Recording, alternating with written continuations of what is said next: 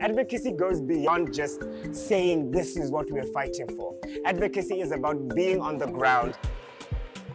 The reason we are here today is to launch the nutrition campaign. We need all stakeholders, including the DBE, to understand our mandate of feeding every child in South Africa.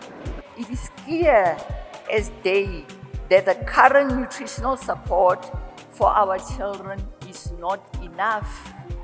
The research shows us that the state has the duty to provide nutritional support.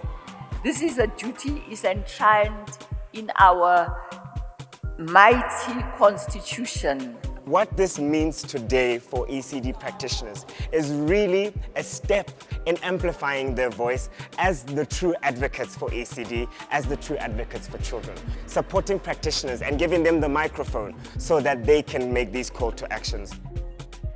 This kind of a gathering bring the changes, especially to the government, to show that every child have the right to nutrition. It doesn't matter if it is registered or it's unregistered. Today we're asking for 6 reforms. Firstly, we're saying that a national ECD nutrition program should be established. Secondly, we're saying that we need better coordination from the government to make sure that nutrition is delivered to all who are eligible for it. Then we need to make sure that we measure children's growth and we measure their attendance so that we can test whether we're having the impact that we desire.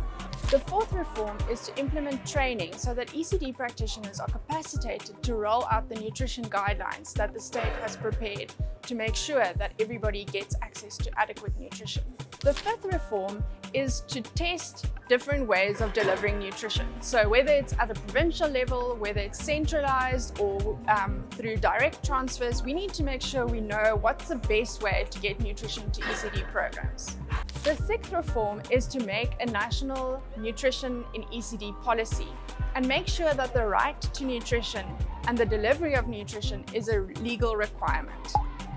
The next step is to take words into action. We need to take the campaign from the paper to the offices so that the DPE can hear our cry.